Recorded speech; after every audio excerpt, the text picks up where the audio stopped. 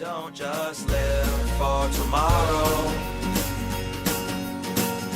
or just live in yesterday. Just be glad for all you have that's in today.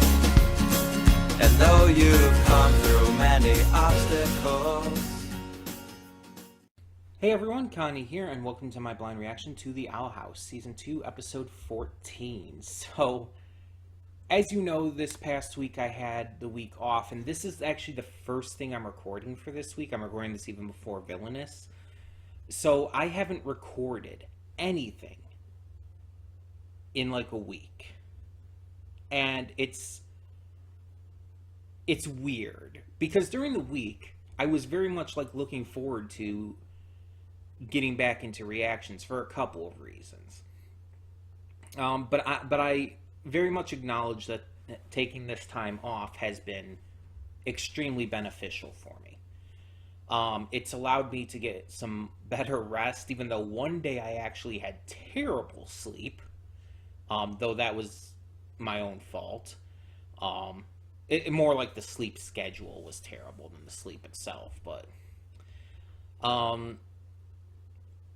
overall, I did get better rest, and I was just able to relax and enjoy things a little more without having to worry about schedules and all of that. And I think that's important. So, since I feel like this series is one that a lot of more people see, I am just kind of saying it here. I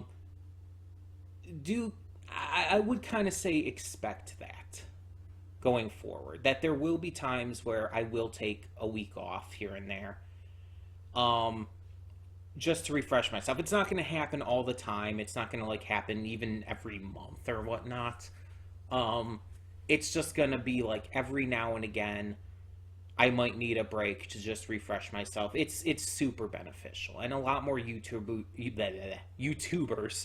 should do that.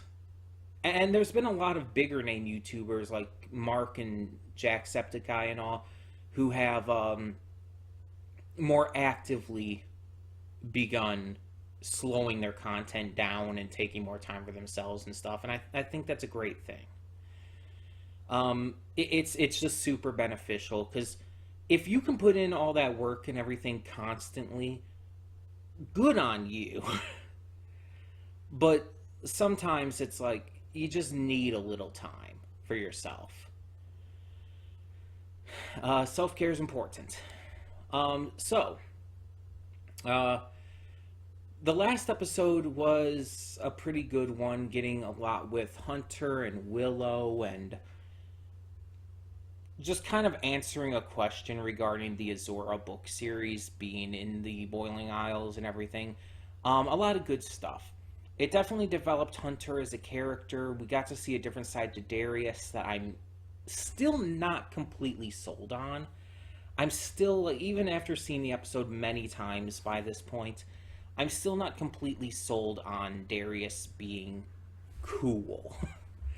I don't know. It's just, I feel like we have to see it more before I can actually be agreeable towards it. Because everything else we've seen of Darius up to this point, he's been an asshole. So just suddenly having that big personality turnaround just seems weird to me.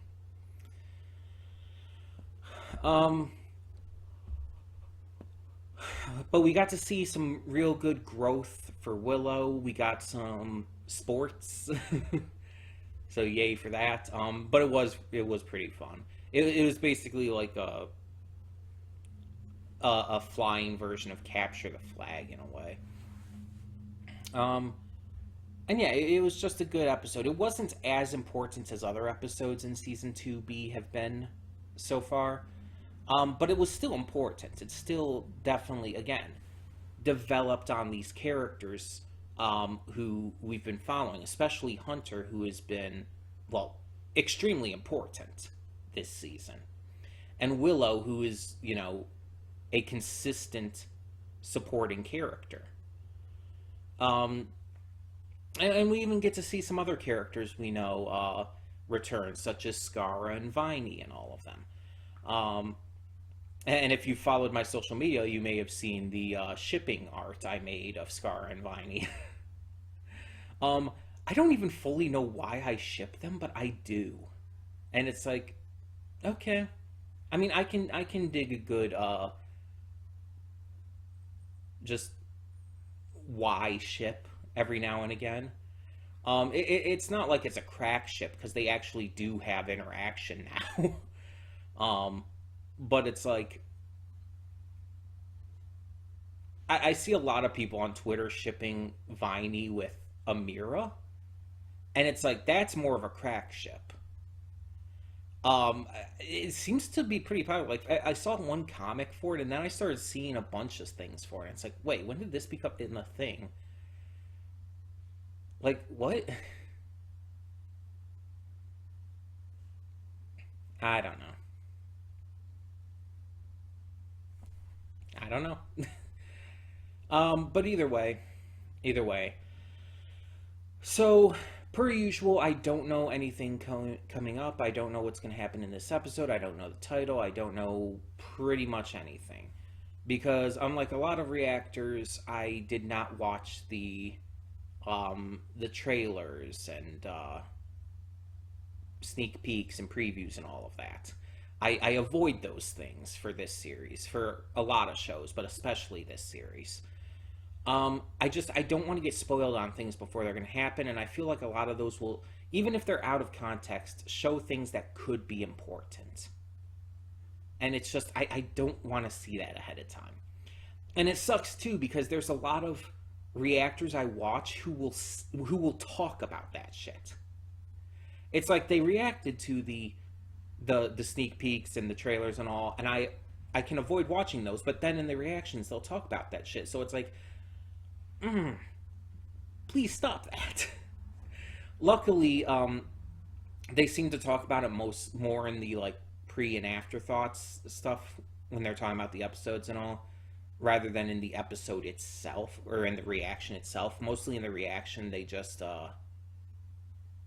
like mention, oh, like this was in the preview, like and stuff, like when something comes up. Like I know, oh god, I can't think of her name.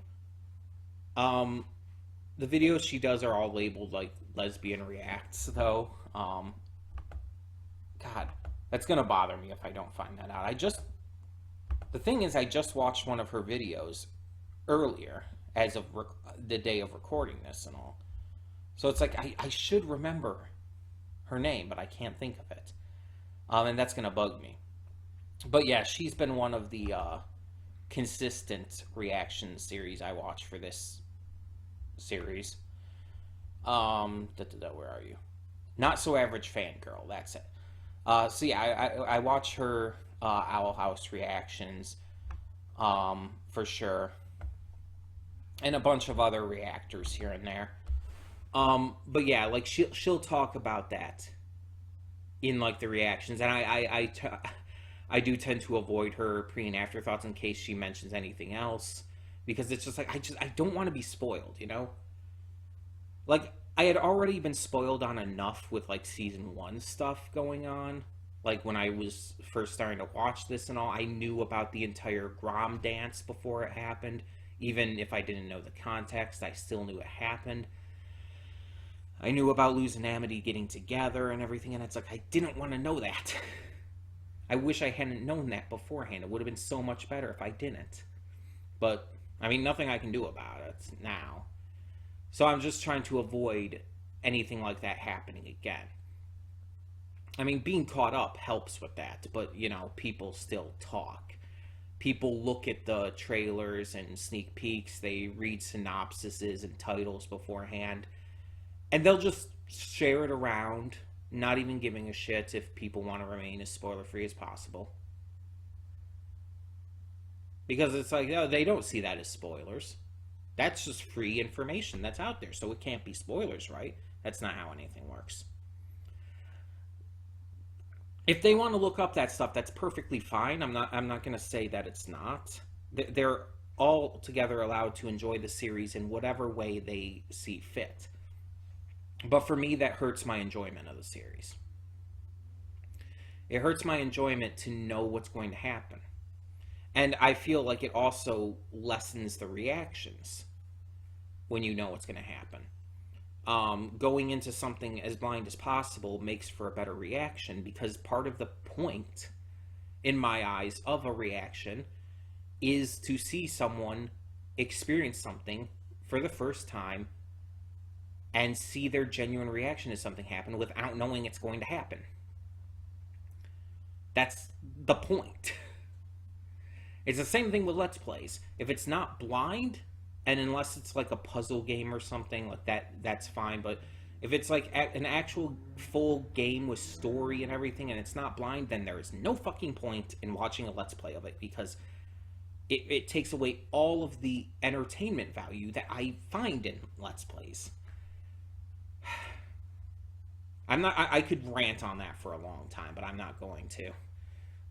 There's a lot I could rant about stuff like that, but yeah, we'll just leave it at that. I enjoy Owl House the best when I don't know what's going to happen, and this episode is one of them. So without knowing anything going into this, I can say for sure that I'm very excited, and we're getting to the halfway point of the second half of the season. I think there's 21 episodes total this season. So about 15, 16 will be the halfway point of season 2B. Yeah, the halfway point of the second half of the season. Basically the 3/4 mark of the full season too. And it's like, it seems like it's going by so fast, but at the same time, it's like I still want more. And it just sucks that season 3 is going to be cut down. It's like we're not going to get enough. I mean, Dana and the team are probably going to do a great job. It's probably going to wrap up fine. I have all the faith in them. But I would still want more, you know? I don't like how Disney has handled this series. And with all the shit that's been going on with Disney and everything, and even though they like turned back around on the entire LGBT representation thing and the entire Don't Say Gay bill situation, and apparently there's a lot of striving to do better behind the scenes. Even despite that, they've still got a long way to go in how things are represented. We've gotten the smallest, tiniest bits of progress, but there definitely needs to be more.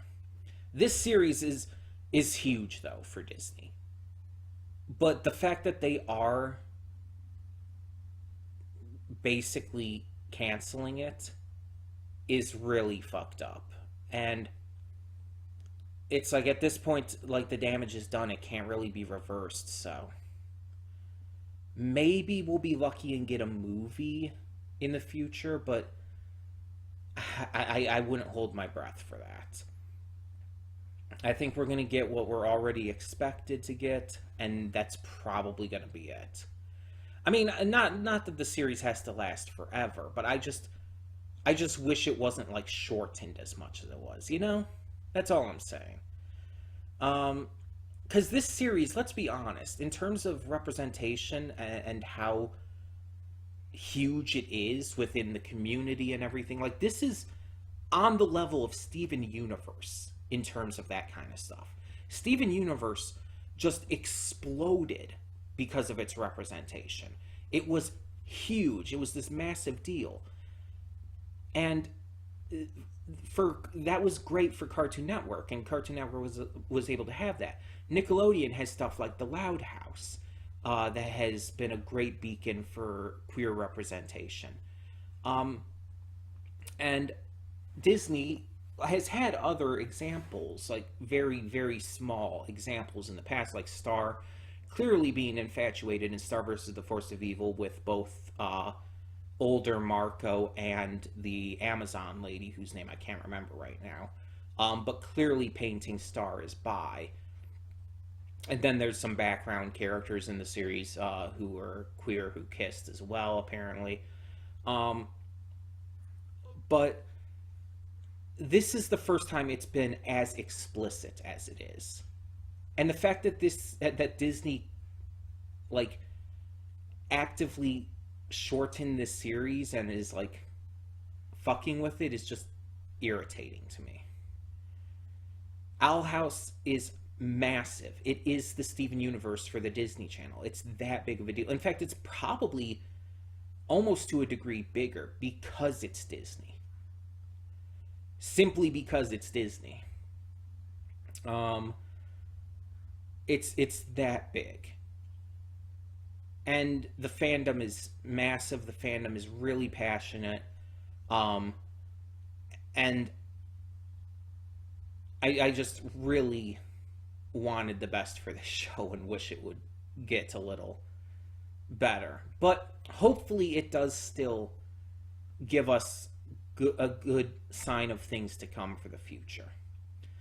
Hopefully it does still help bring in a new era to animation, both in general and on Disney Channel specifically, that allows for more stuff like this to flourish and exist in general. That's the biggest hope I have for this. And no matter what, again, I trust Dana and the team that they're going to make this be very satisfying in its closure. I don't think that we're going to get a bad ending at all. It's just the behind the scenes stuff.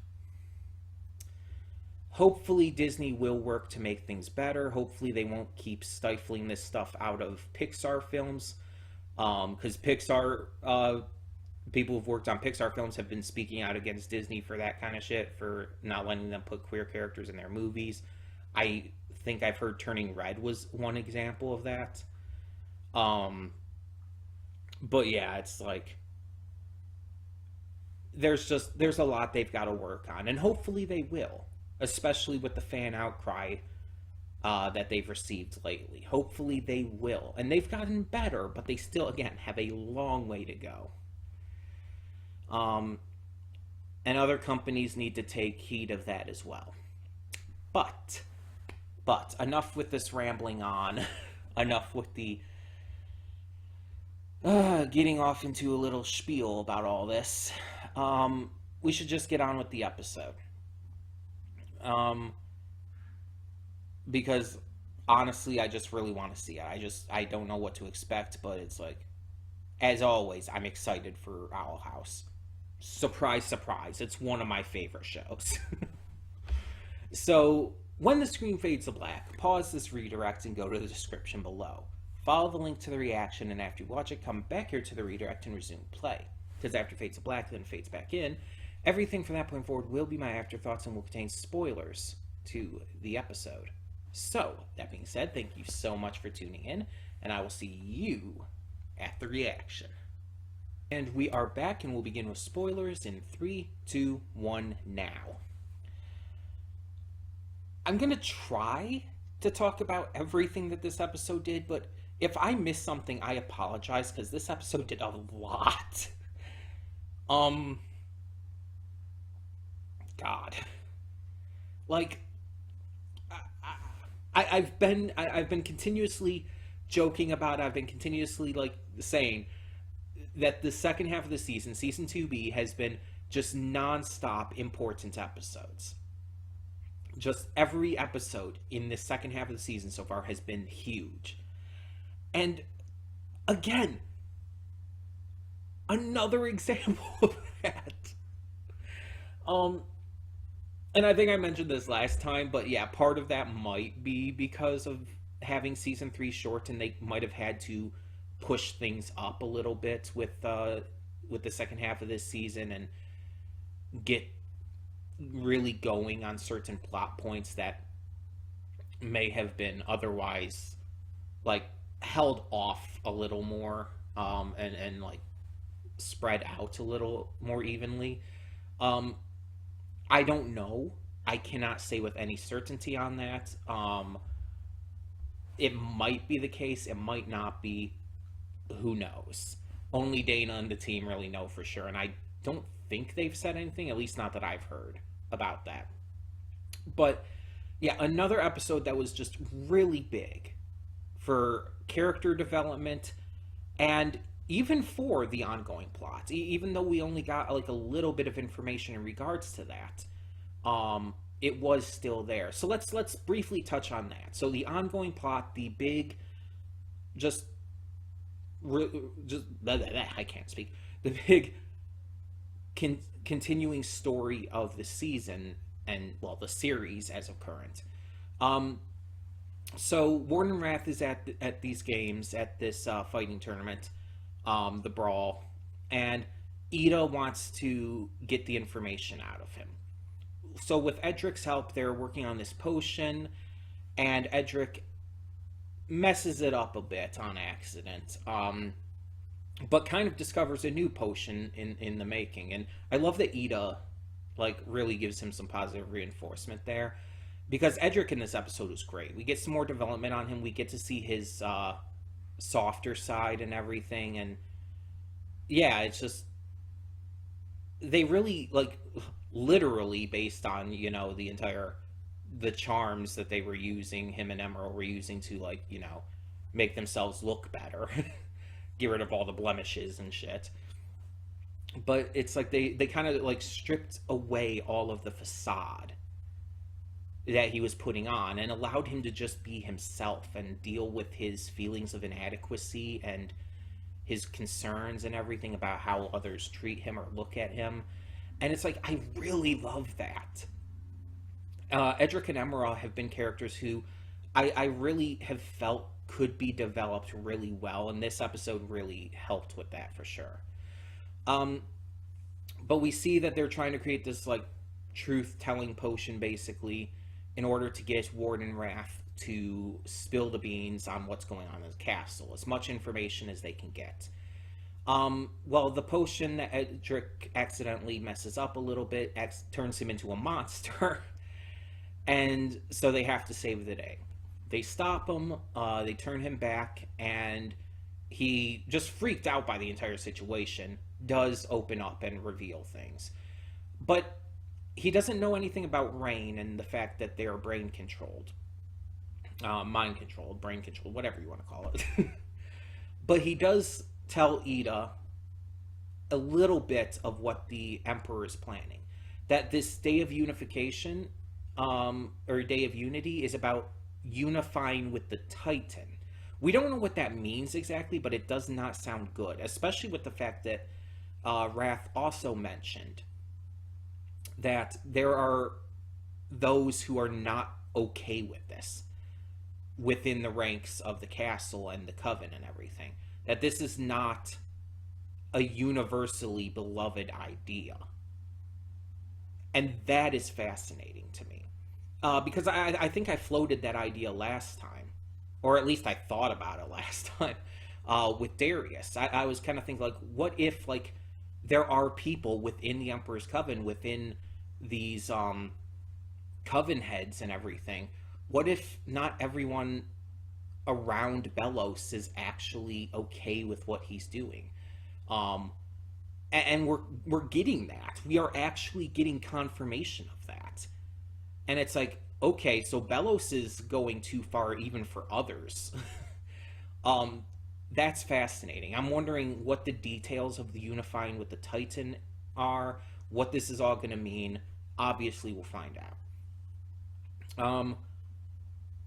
So, to talk a little more, just in that kind of vein, about Emera and Edric. So, yeah, we get to see them help out Amity and everything here. Emera using healing magic. Edric kind of showcasing talents in beast keeping and potions and everything. We get to see a real good, just in-depth look at them. Again, stripping down the facades that they wore and seeing them in reality, but also seeing them interact with other characters in new ways.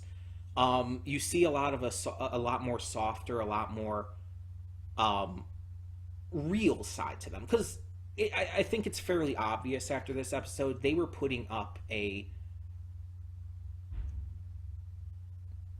don't know what the hell that was. They were putting up a facade, to use that term again, pretending to be these jokesters, these pranksters, these wild and crazy teens.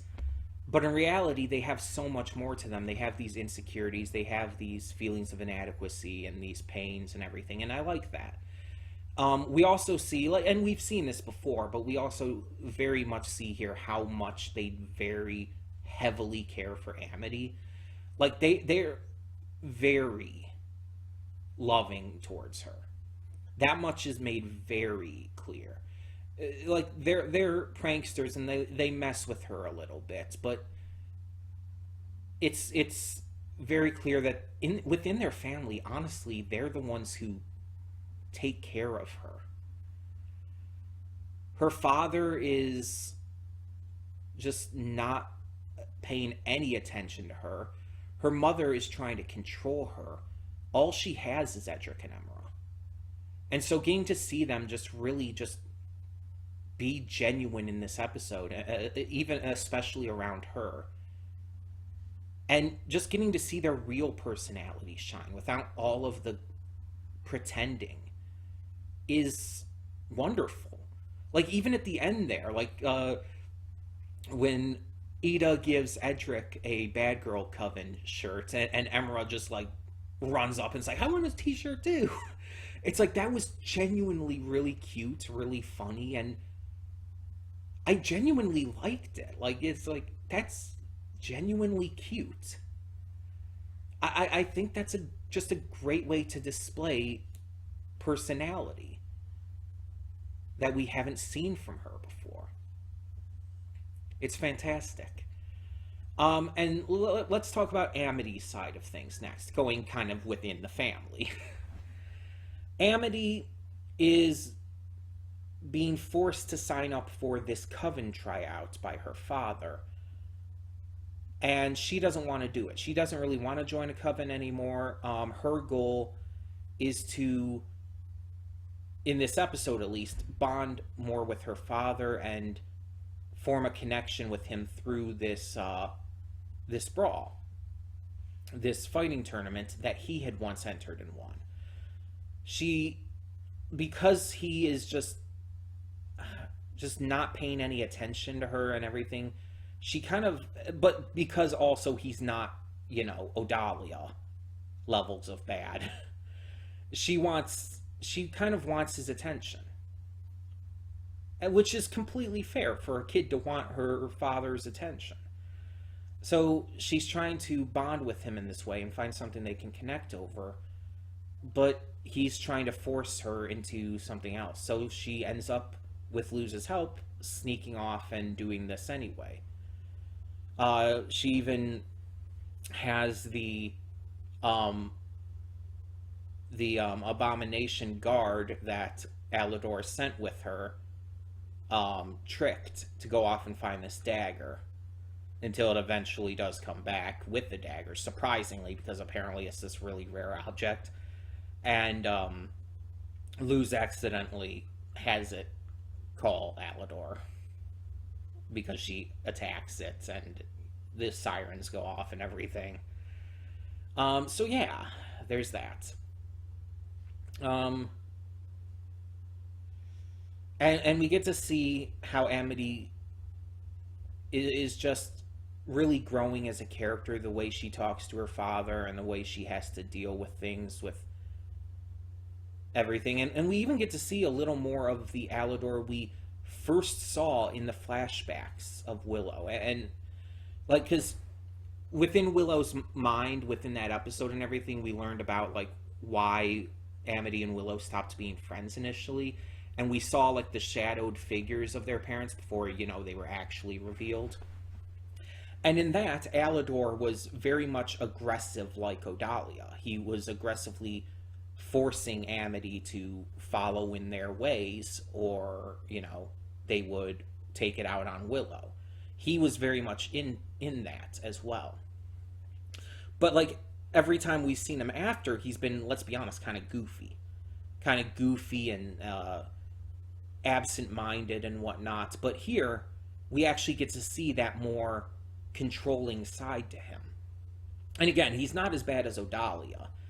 And especially by the end of this episode, he comes around on things. But we do get to see that side of him. And I was kind of wondering if we would get to. It's hard to watch, speaking as someone who's faced that kind of shit, but I also love seeing Amity stand up to him and tell him straight up, I don't want to join a coven, I'm not going to, I'm doing things my own way from here on out. She stands up to him, she forces him to allow her to continue helping fight the Warden Wrath monster. And she even impresses him with her skills and everything. He acknowledges her hair color change being, you know, the abomination color. And he finds out that she's dating Luz, which, because of how absent he's been as a father, he didn't know. And eventually he accepts it. And says he's going to try and explain things to Odalia. He goes for a hug, but I love that Amity can't just accept that just yet. She goes for a handshake instead, and it's like, we'll work up to that, basically. And I like that. I think that's more realistic and healthy as a way to handle that. And in that same regard, I think this is a point of mention since I'm talking about Amity's portion of this story. With the entire thing with Edric and Emerald removing the concealment charms and giving them to Amity, Amity's look in this episode, her concealment look, I guess you could call it, is fucking fire. Like, I've seen obviously plenty of fan art of like different versions of Amity and different outfits for her and whatnot, and like beta version of Amity, stuff like that. This is probably my favorite Amity look in this episode, just being completely honest. It just looks great. And then Luz's is like, she's wearing the jacket and it has the like slightly mussed up hair. Pretty great as well. And so Luz is part of this episode. Luz is getting these reminders on her phone about this anniversary thing, this mysterious event that she does every year with her mother. She opens up to Ida and King about it, but doesn't go into detail, saying it's like, oh, I do this every year with her, and now I can't this year. And she's really down about it. And they're there for her, and I like that Ida and King continue to be there for her, and it's like this just found family is fantastic. I've said it before, I'll say it again, I've always loved the concept of found family. It's a really comforting idea to me to see in anything, in this, in One Piece, and whatever. So I love when any show or any piece of media does this. I don't know what that banging out there is, by the way. So I apologize for that. But yeah, so I really love that, and so seeing it here is great. But Luz decides to try and distract herself from it when she hears about what Amity's doing, and she goes along with her. And she just progressively starts going more and more in. First, she's just cheering on Amity and stuff. Then she eventually enters the tournament as well, as basically just ways to distract herself. And we're seeing through the episode, we're wondering, like, okay, what is this about? Is it just, I'm thinking it's just the fact that she can't be around her mother, she can't see her during this time of year when they normally, again, do this thing together. It's a yearly thing, and she's just really upset about that. That's what I'm thinking. But as we go, we see things get worse and worse, and she eventually lies to Amity. about setting off the alarms on the abomination. And when Amity finds this out, she's upset, rightfully so, about Luz lying to her about this, and has to eventually just kind of run off. Luz realizes very instantly what she did was wrong, and she goes to explain. And then we get the scene that just kind of broke my heart. And just, it's like, it's information I wanted. I'm sure a lot of us fans have wanted for a long time. But it's like, I did not know if we were ever going to get it. Honestly, I did not expect to. And I didn't expect for it to be this heavy. We find out that the event that Luz and her mom do every year is visiting her father's grave on the anniversary of his passing. That we don't know how, but that sometime in the past, Luz's father passed away. And because of it, every year they bring flowers to his grave. They go pick flowers together and bring it to his grave. And it's... And because of that, when, like, with all the troubles that Amity was having with her father, it, like, just kept even digging at Luz even more and more. And it's... I've lost loved ones. I understand what it feels like to see, like, even more recently, I saw a post on Facebook, a post I made years ago, like, when I first found out my grandfather had passed away. And it's like, it digs at me, so I understand. Like, even just thinking about it years later. Thinking about my uncle who passed away, or my great aunt who I had a very close relationship with. She passed away when I was living in Georgia, when I was out of this state. I didn't even get to see her again before it happened. I get it. And Luz not being there with her mother to properly spend this day mourning together and just getting those emotions out, like, you know how she's feeling, and just the instant you find out about this, everything clicks, and you see it in Amity's reaction. She feels sorry for Luz. She is upset at her own being upset. I mean, not that her being upset was wrong. Even Luz says, like, this doesn't excuse what I did. And that's good. I really love that they put that in there, because it's true. And it's important. It doesn't excuse what she did, but you can see Amity still feels bad.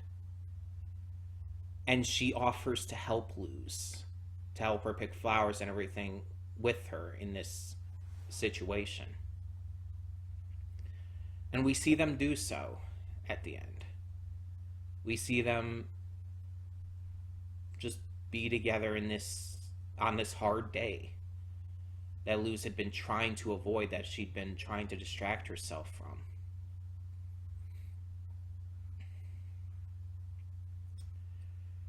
And it's like, Jesus, Dana, really, really attacking us with the feels here.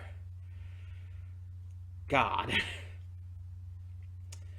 And it even shows back in the human world.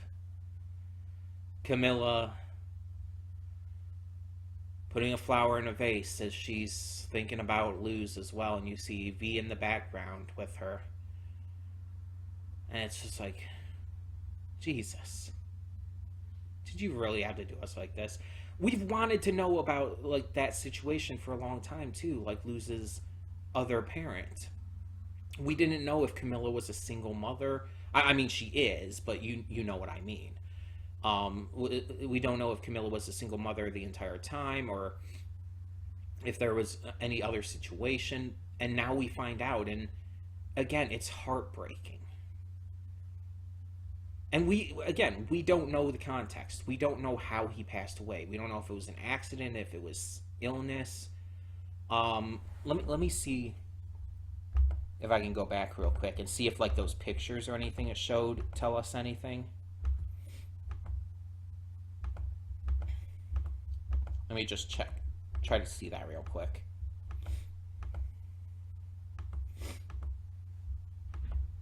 Okay, here we go. Okay, so we see the first shot is just the anniversary at Gravesfield Graveyard.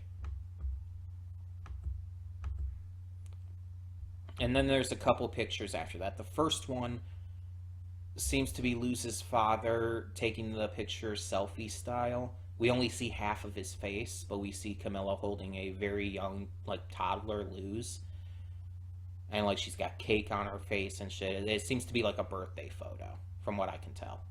Probably Luz's birthday.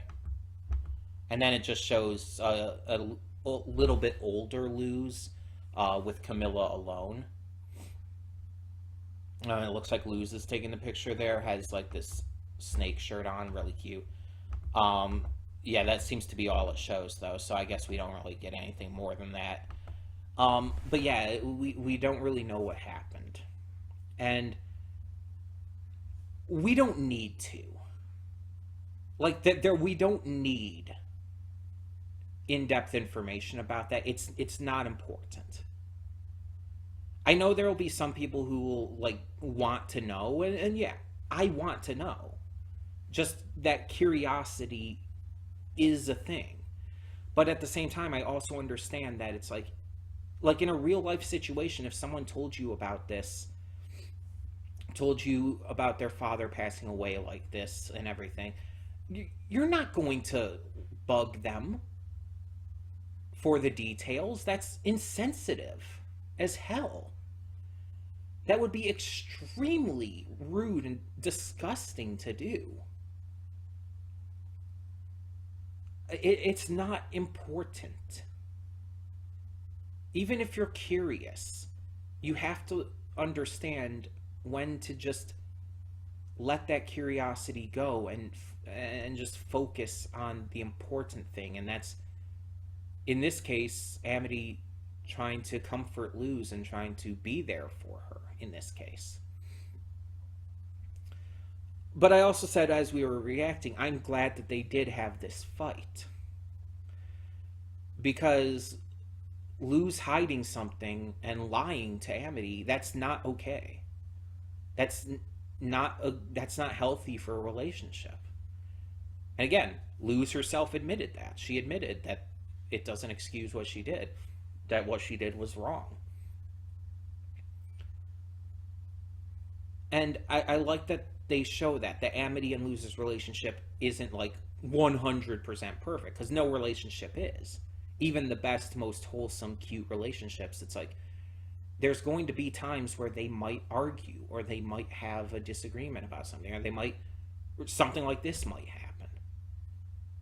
They have a small fight because one of them hides something or straight up lies to them about something.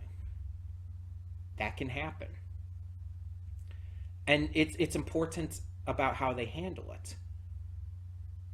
And the way they handled it in the end was healthy. They talked. They talked about it. And that's good. And I hope that this kind of healthy communication continues to happen in this series. So, between all of the developments in this episode, the small bit of information we got on Belos's plans, and just the huge lore bomb regarding Luz's father, it's like just another knockout of the park episode. Just season 2B is just really nailing it. And it's like, I've talked before and I mentioned in this how it's become one of my favorite shows, how it's become a comfort show to me as well, because those aren't necessarily the same thing. I mean, I wouldn't necessarily say Ghost of Mount Lake E is one of my favorite shows, but it's definitely a comfort show. But this, it's like it's both.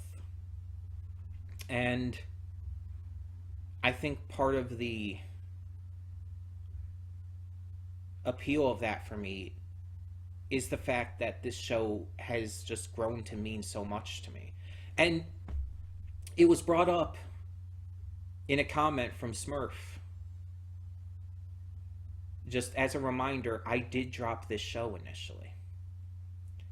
After, I think it was the first 5 or 6 episodes or something, I dropped it. Not because it was bad, not because I thought it was bad or wasn't enjoying it. I actually very much was. But because of one single thing that bothered me. A single thing bothered me, and I let that control my emotions in this regard. And I dropped the series because I was upset at that one thing. Which in the end was actually explained.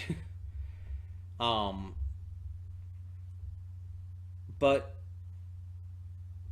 I'm really thankful to Smurf for having this be a donation reward and having me give this another shot. Because it's like through everything that has happened and everything, like I said, it's become one of my favorite shows. It's in my top 3 currently. Right up there with Carol and Tuesday and One Piece. This series, just between all the character developments, the stories, the lore, the comforting aspects, Amity herself, just her character and everything, between all of it, it's become just so personal. And even though not everything I can relate to, there's plenty that I can, and plenty that really just hits me in very impactful ways. It's just, it's like I said, it's important to me. It's something I value greatly, and depending on how it goes and how it ends, it might even surpass Carol and Tuesday for me. It's possible. It's altogether possible. We're gonna have to see.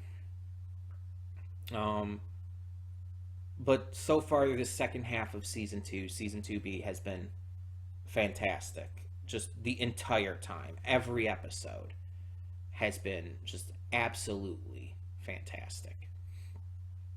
And yeah, I'm glad that I gave this show a second chance. Thanks to Smurf. I'm not going to lie. I'm not going to say it was just my decision, even though I probably would have given it a second chance anyway. But yeah, I'm glad that thanks to Smurf, I was able to, for sure, and I'm able to be this excited about it. So, yeah. I do kind of wish, though, I did wear my my Bad Girl Coven shirt today, since that appeared in the episode. That would have been just perfect. But I mean, I didn't know it was going to, so I wasn't necessarily prepared for that. But tell me in the comments below, what did you think of this Owl House episode? Honestly, this might be my favorite in the second half of this season so far, in season 2B. I don't know for sure. It might be recency bias talking. I'm going to have to see it more times to really say, but it might be my favorite. And that's saying a lot, by the way. But tell me your thoughts down below, and thank you all so much for tuning in. For now, I'm Connie, and I'm signing off. See y'all next time.